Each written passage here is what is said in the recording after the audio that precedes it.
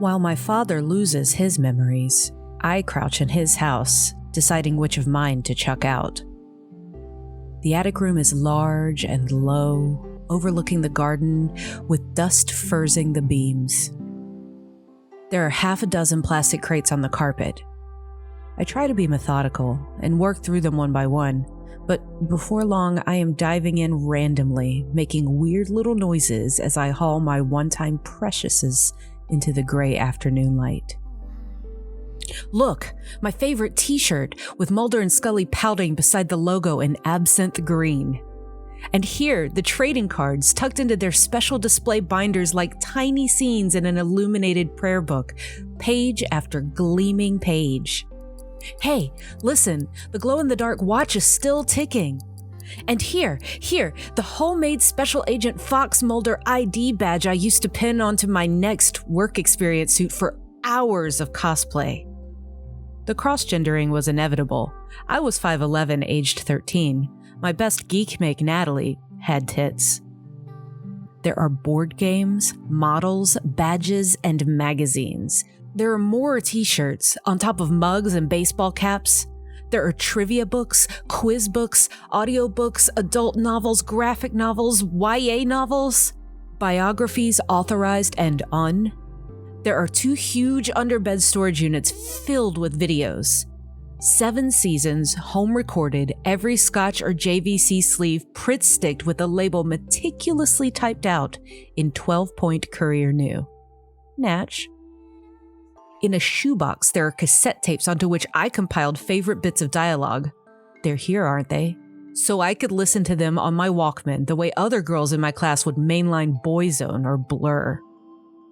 At the bottom of one of the crates, there's a puffy white folder crammed with reams of fan fiction. The pages printed out and slotted into the plastic sleeves back to back. Could our 90s printer not do double-sided, or had I not figured it out? I skimmed the first story. It's awful. It's brilliant.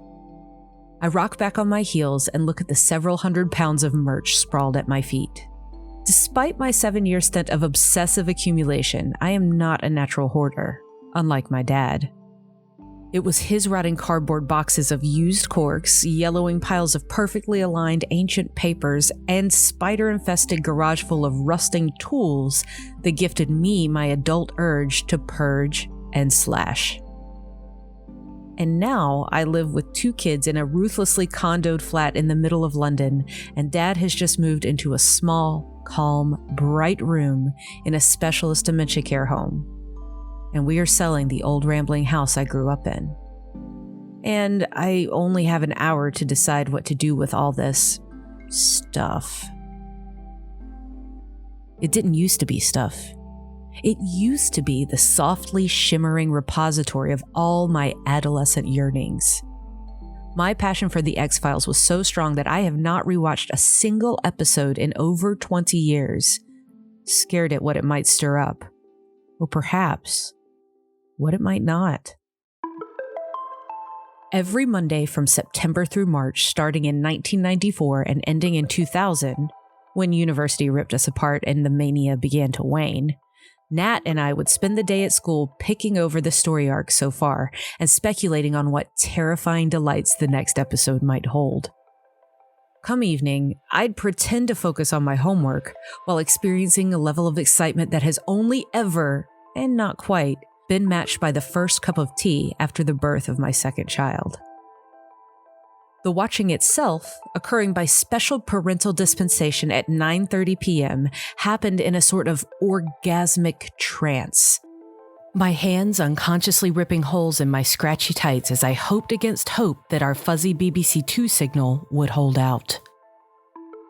And then, as soon as the credits appeared, offering up those familiar names on the monochrome screen, and we knew every single one of them, from minor cast members to assistant art directors. Kyle Klotz, you Anderson spouse dream destroyer, and the eerie whistle of Mark Snow's Brainword theme burst forth, we would hit the phones. I'd sit with my back to the wall on the cold floor of the hall, twisting the spiral cord of the landline around my fingers as we embarked on our tripartite analysis. First, forensic dissection of the episode. Second, earnest discussion of how it advanced the mythology. Third, and juiciest, slow savoring of even the tiniest hint of sexual tension between the stars. The closing scene of Deep Throat, Season 1, Episode 2, where a panting, sweat-beaded post-run Mulder confronts the eponymous villain in a sleeveless Georgetown vest, provoked a sexual epiphany in my 12-year-old self that not even John Malkovich giving cunnilingus to Uma Thurman in Dangerous Liaisons could surpass. Finally, before we were ordered into bed, it was time to fax. It only seemed right to honor the highlights of such sophisticated drama on similarly cutting-edge technology. As I scribbled down my quotes of the week, added a decorative banner of aliens in manila folders, and attempted a quick bureau sketch of the lone gunman, I could almost hear the sound of Scully's fingers clacking on the beige keyboard as her CRT monitor blinked out case reports in Air Force Blue. Just beginning to discover the joy of bulletin boards thanks to my parents' early adopter gateway and blooping AOL dial-up, I reveled in the show's tactile hardware. Although it featured plenty of muddy chases through Canadian redwoods and road trips to redneck backwaters, the show felt essentially urban, rooted in a glamorous world of takeaway coffee cups and wire-strewn warehouses, and big American cars. This was back when the States still felt like the future, and faxing away in an 18th century house in a small English village with no shower and coal-powered aga, I longed to be a part of it. And repeat, with interim top-ups of American Gothic and Space Above and Beyond. But right from the start, mere watching was not enough. I can still feel the tangy blend of lust and frustration that would flood my mouth when Nat and I would slide into a convention hall and see the sweatshop talismans laid out. They were delicious. They were magical. They were never enough.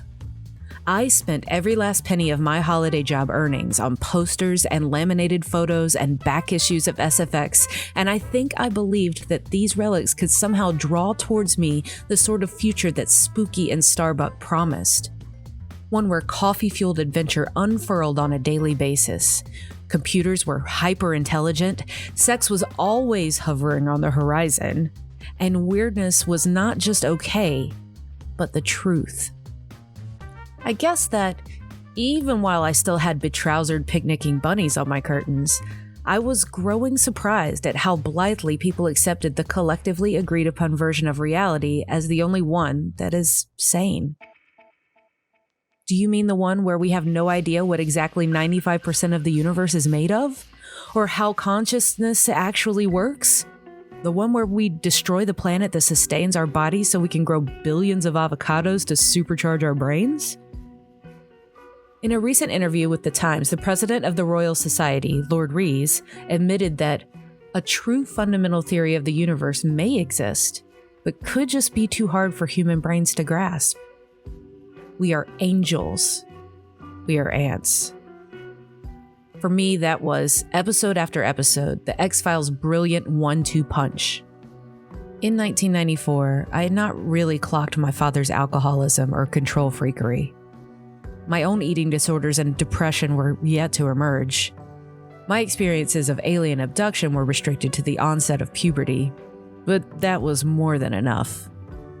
Now, as I carefully pile up volume after volume of Les Martin and Ellen Steiber's slim tie-in paperbacks to pass on to my daughter, I realized that the show gave me permission to hold on to my feelings of dissonance and liminality, to resist smoothing them over for the sake of social acceptance or cognitive comfort. It's a permission I still cling on to today, however tempting it is, especially as a mother, to pretend that I know what the fuck is going on. Dementia is a demon as terrible as any featured in the files. It isn't scary because it changes things. It's scary because it reminds us just how thin the membrane is between the acceptable and the crazed. What is less sane? My dad wandering out to pee in the bushes? Or toilets that perfume your arse? A global pandemic caused by a decomposing boar in the rainforests of Costa Rica? F. Emasculata, Season 2, Episode 22. or a global pandemic probably caused by bat colonies from Southwest China. Reality, 2019. Twitter or Eugene Toombs building a nest out of newspaper and bile? Perching on the end of the bed, I carefully unfurled the posters from their cardboard tubes. Trust no one. Deny everything. I want to believe. Everything dies. When I sit with my dad in his new sun-filled visiting room, we conspire to create a version of reality that allows us to connect, however fleetingly. Sure, it takes a little more effort nowadays, but honestly, our relationship has always taken a decent dose of post-production. How often have our narratives about the world ever really chimed? How many genuinely truthful conversations have we had in the past 38 years? Answers on a Monsters and Mutants postcard. I suspect I know more about David Duchovny's life than I do about Dad's. But at least we can still hug. Well, once the damn pandemic is over and we're not calling to each other from either side of a pane of glass. We've always been good at that. Hugging, clinging on like one of us might be sucked into the sky at any time. My dad was, Jesus, a material scientist, an evangelical atheist, vehemently anti-woo.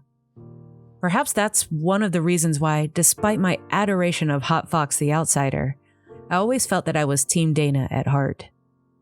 Inspired by my working mother's feminism, determined to divert the male gaze from my preposterously expanding body with my oh-so-precious intellect, I longed to blossom into a sharp-suited smackdown Scully, boldly wielding the flashlight of empirical evidence against the fake news peddlers of the world. Spoiler alert, from the laptop where I make a living regurgitating whatever random crap passes through my head, I failed. But that was fine too, because of course the real genius of the files lay in the way it exploded the false dichotomy between the provable and the possible. After all, Scully is a Catholic as well as a rationalist, and Mulder and Scully aren't enemies, they're in love. They never do resolve the toss between commonly accepted reality and crazy shit, because that toss is the life force of their relationship, the show, and, indeed, life. Getting by on the blue planet isn't a battle, but, as our heroes so memorably demonstrated at the end of the postmodern Prometheus, Season 5, Episode 5, setting off an unprecedentedly ecstatic flurry of faxing between two Oxfordshire households until long past midnight on the 17th of October 1998, a dance. A tender, hopeful waltz between the lab and the loony bin. I stand up, knees creaking, and look down at the souvenirs that were supposed to be my spaceship. I decide to bin the tapes and send most of the rest to the charity shop, despite my mother's exhortations to make a killing on eBay. Whatever I needed from Chris Carter and Co. back then, I've still got. As I cross the darkening room with a single box tucked under my arm, I contemplate the evening ahead. TV just isn't the same anymore. Oh sure, it's better, cleverer, flashier, faster, deeper, prettier, funnier, more diverse. But it's so knowing, so self-conscious, so much less pure. Then I think of some of the more social ways I've spent Monday nights over the past 2 decades, debating ideas with my eclectic, curious, open-minded cosmopolitan friends, tapping away to a deadline with a handcrafted flat white resting beside my arsenal of AI-powered tech, dancing until dawn with my panting, sweat-beaded half-American hunk of a husband. To my teenage self, these scenes would have seemed an outlandish utopian fantasy, a season finale slam dunk. But have any of them been able to replicate that? A few weeks later, back in London, I turn on the giant flat screen and bring up the grim bazaar that is the interface of Amazon Prime Video. I find the pilot and set it going. I join in with the dialogue verbatim. Yearning invades me, swelling from within against the limits of my skin. I cry. And then, before the next episode can autoplay, I drag the cursor backward and I force the 21st century's futuristic, frictionless, pathetic damn excuse of a dream-dealing device to roll the credits.